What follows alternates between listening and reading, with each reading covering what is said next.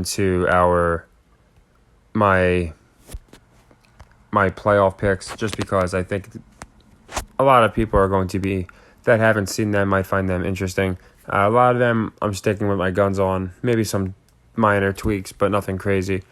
And we'll be doing a recap video next where I go into all of our games tonight. We still have some in play. What I could say is we've had a ridiculously good night, especially because of hockey, but in general, no matter how our games finish, we had a great night. And once we finish our three, I'll have our picks out for tomorrow because we have, again, another handful or two handfuls of games tomorrow.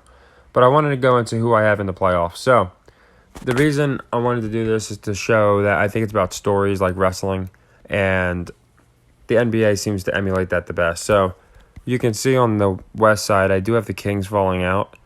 Now, I gave them some favorable wins. I really did. I didn't just have them lose. Here's the thing. Their last 10 games, they play the Nuggets like twice, I believe. They play the Bucks, the Celtics. I think they play the Sixers. They have a really rough schedule. They got the Clippers a couple times. So I just don't think they got the Suns a couple times. Like, this is like the last 15 games of the season. I just don't think they're going to have a great end of the season. And I think other teams are going to make runs, as we already see that they are.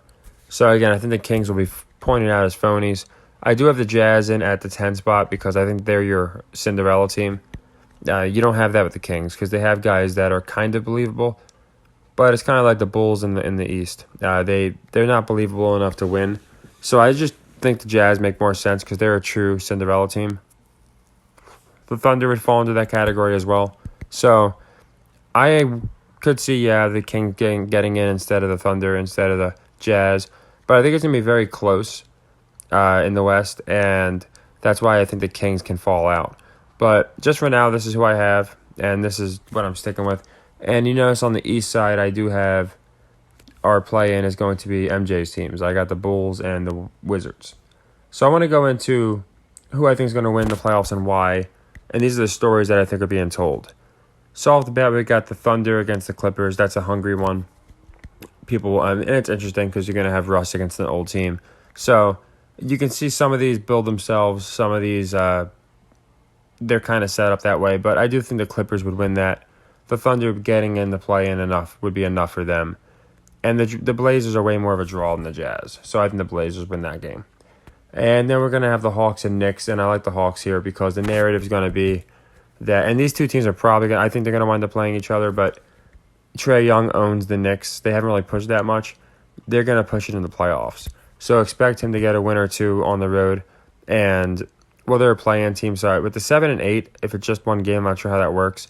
But if it is just one game, him winning the one in New York they'd be the 8th seed. So I'm not exactly sure how it would work. It looks like they'd play more than one game because they're showing the Knicks as the 8th seed at home.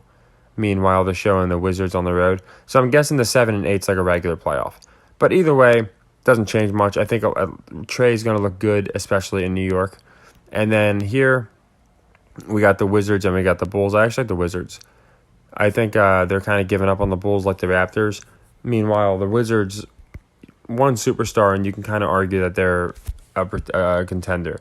You can convince people of that, in my opinion. So I like the Wizards. They're kind of like the Thunder of the East, in my opinion. So you see this lines up the Thunder and the Blazers, which would be a very exciting matchup.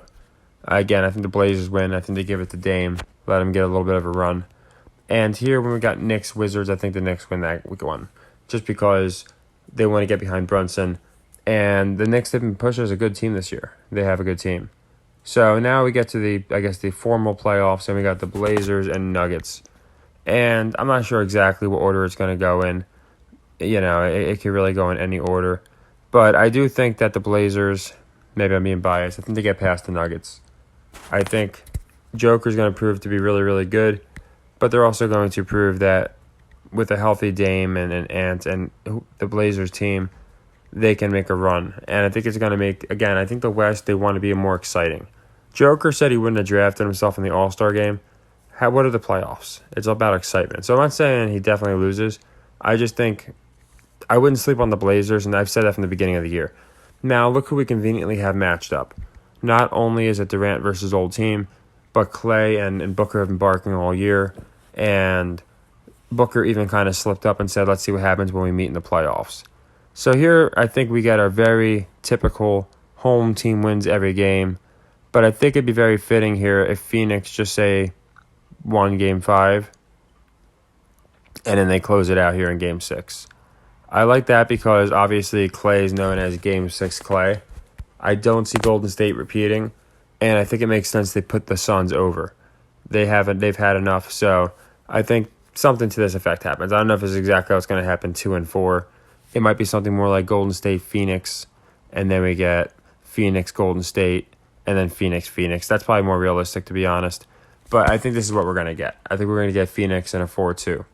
Then we're going to have, and this is, again, these matchups might not be exact, but I think we're going to get them, if not in the exact round I have, but I think we're still going to get them pretty close to these. Dallas, New Orleans is an interesting one. I do think that the Pelicans are going to look strong. They like to have Luka come from behind. I don't think it's going to be too crazy. I could see it going 7, though. So I'm going to go ahead and say that Luka goes and wins in New Orleans in Game 7. Then we got the Clippers, Grizzlies, and this one could also go 7, but they don't like them to go. They always like to have one that isn't crazy, but here I think we're going to have a very competitive game just like the other ones. And again, I thought a lot into this. This is why I have these particular matchups.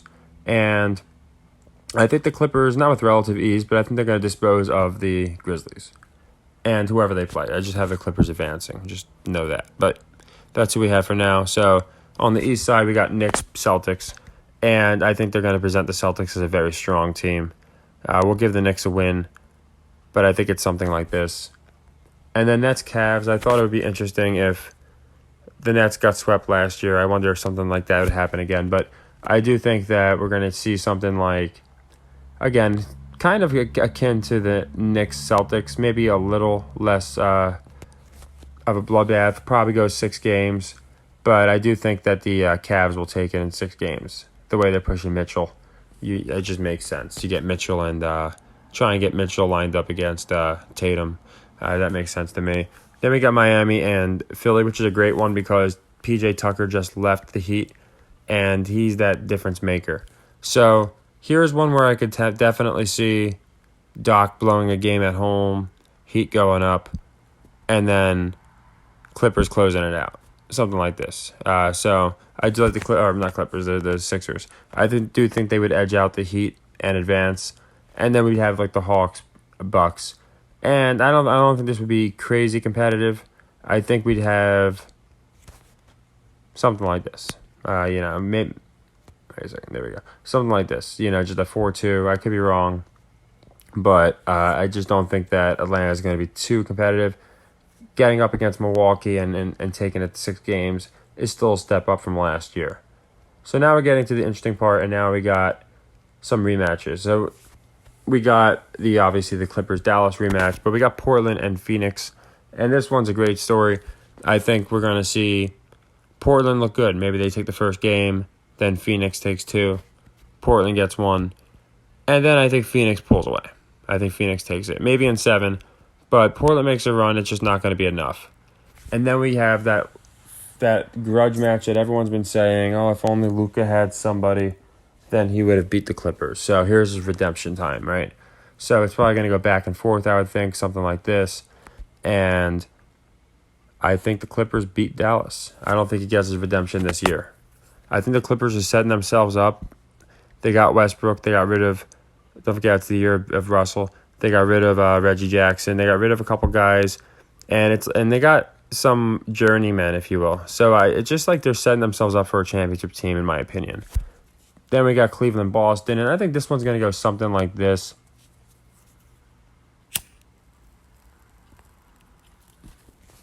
Don't forget Tatum, Mitchell, both great. They got to look good at home. Then maybe Boston falls behind. I don't think they do. I think Boston just takes it something like this. Takes it in 7.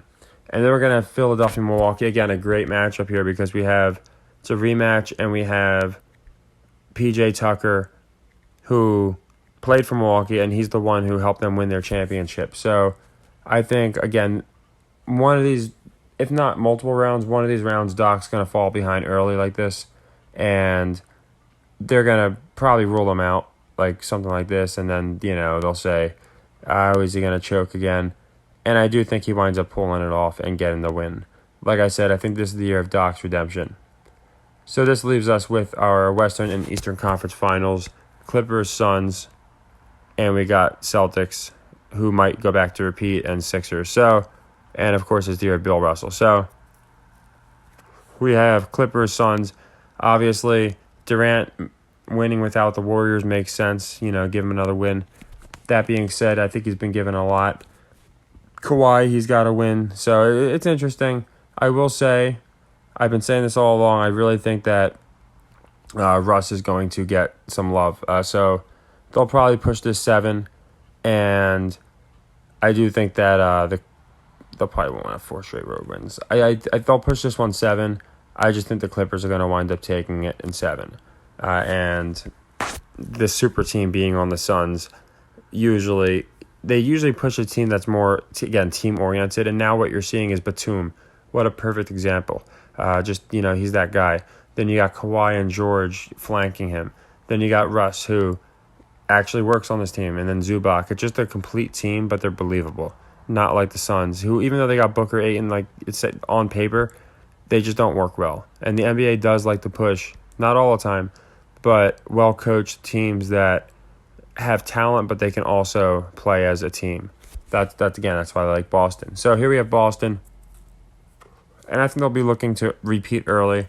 And again, Doc's known for blowing leads. I wonder if something like this happens, like a 3-1. But I think we'll get something like this. I know I've been doing this for a lot of the Sixers, but I think a lot of theirs are going to go this way, where they go down early and question if Doc made mistakes, and they wind up getting it. So that obviously lines up Clippers versus the Sixers. And I like this, honestly, more as a exact matchup more than I like picking a winner. But we are going to pick a winner. So I said about Westbrook, I do believe it. But I've also had a theory since the beginning of the year. So let me just show you. We got Philly. We'll take them winning game 1. We'll get the Clippers here. We'll make this go 7 games. And we'll put the Clippers up 2-1. Now, do you remember what happened when Doc was on the Clippers? I think he fell behind. He was up 3-1, remember? And he blew it. I think it was to the Rockets or something. And he got questioned for that. I wonder if that's how he redeems himself. Comes back from a 3-1 deficit. And there's your champions, the 76ers. Now, I know a lot of people are subscribed to the theory that the Sixers might lose because 2 Philly teams have lost, or it would be the second. I get it. You had the Phillies, you had the Eagles. And I'm liking the Clippers more with Russell Westbrook there and the way they've reshaped the organization. But again, PJ Tucker's one of those guys too. So maybe they give Batum his ring. I like both of these teams a lot. So I like them to win their conferences and the exact matchup more than picking a winner. It's also better odds, obviously, picking the exact matchup. But I would go with Philly. And if you pick the exact matchup, don't forget you can always hedge. Or if you pick one, you can always hedge too. So I just think it's going to be Philly. Clippers makes sense against his old team that he, quote, failed with. Said he can't win outside of the Celtics. I think they respect Doc and they're going to send him off well. So that's just my opinion. I wanted to go into it into fine detail and to why I don't have some teams in and why I do have some teams in. You can run this yourself and you'll see the Kings. Give them some, if you give them, like, assuming it's real even, however you want to do it, the Kings are not as far ahead of the pack as it may appear. And the Lakers, speaking of King, I think King James makes a run, finishes like 1 game out. I don't think he gets in the playoffs. Now, again, I'm willing to concede maybe Jazz don't get in, maybe Kings do, maybe Thunder don't, Wolves do. I'm just really strong to the theory that LeBron does not get in, and Kings are not going to finish a top 5-6 seed. And you see here, I don't have them finishing in at all. The East they have it where it's, the West, they have it almost where everybody's competitive. The East, they're trying to keep the Pacers in it. They're trying to keep the Magic in it. But they're just too many games behind for them to keep it realistic, in my opinion. So they're going to either have to have the Bulls and Wizards start losing, or, again, it's just going to basically come down to the Pacers and Bulls Pacers, Bulls, Wizards, because the Magic are just falling out, and that's fine. But I think they're going to want to keep teams in it. The West, if you notice, they have so many teams in it. They have like 3 bottom dwellers, and everybody else is in it. Whereas the East, we're about at like four or five bottom dwellers. We do have the Raptors. Again, the entire division getting in is an interesting theory. It could definitely happen, especially the play-in now. They make it more interesting. So we'll have to see what happens there. But yeah, I don't want to go on too much of a tangent, but I wanted to go into detail why I like who I like. I think you can see these matchups. Not only are they exciting, something the NBA would do, but almost every one of them has a nice rivalry aspect. I think we know the Suns are going to play the Warriors. I think we're pretty sure the Mavericks are going to play the Clips. A lot of people have Mavs playing the Suns again. That could happen too. But I think we're going to wind up seeing Mavs Clips. That just makes sense to me. And I think people will be assuming by then, oh, Mavs have it this time. Again, Russell's been treated like a joke. So we'll see how much of a joke he actually is. And like I said, I'll have my recap video out. And we have about probably 10 to 15 plays tomorrow in general. Today was our best day in a long time. Even our bad days, as you know, we split our losses. And it's usually a very low net negative. But we're up about, probably after today, between 75 or so units. We came into today up 60-something. It was just a really good day. We hit a hockey for plus 250. The hockey is really going to help our system. So if you haven't seen the hockey videos, I would suggest you watch them because, again, it's like baseball lines. When you get in the minus 1.5 with the right metrics, we've been doing really well. We've hit on 4 occasions now for plus 140 or better. So hockey is going to be good. But this is what I like for the playoffs. Let me know what you think. Let me know if you think I'm sleeping on a team or if maybe the Fox is more of a draw than I think, or something about LeBron or the Raptors or whoever. I'm very interested, what you guys think. And if you think I have a team finishing lower or higher, again, some of this seeding is so we can get matchups. As you can see, I think like the Suns, Warriors, I just think they're going to match up. But a lot of it is just how I think they're honestly going to finish. My record for the Blazers coming into the year was I had them getting about 45, but 42 and 40 feels about right. Thunder might not get quite that many, but they have a pretty easy schedule. Jazz, not too rough. Meanwhile, again, the Lakers and Kings have a tougher one. So we'll have to see. But I hope you guys enjoyed this, and I'm curious your guys' opinion. So take care and happy earnings.